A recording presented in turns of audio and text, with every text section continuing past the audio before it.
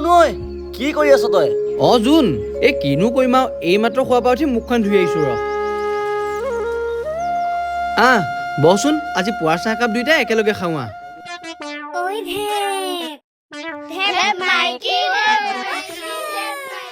তোৰে ভাল দে জোন বুজিছ ৰাতিপুৱাৰ চাহ একাপ খাবলৈ যে তোৰ ঘৰত মা দেউতা চব আছে আৰু মোক চাচোন ৰাতিপুৱাৰ চাহ একাপ খাবলৈও যে মোৰ কোনোৱে নাই কেতিয়াবা যে বৰ বেয়া লাগে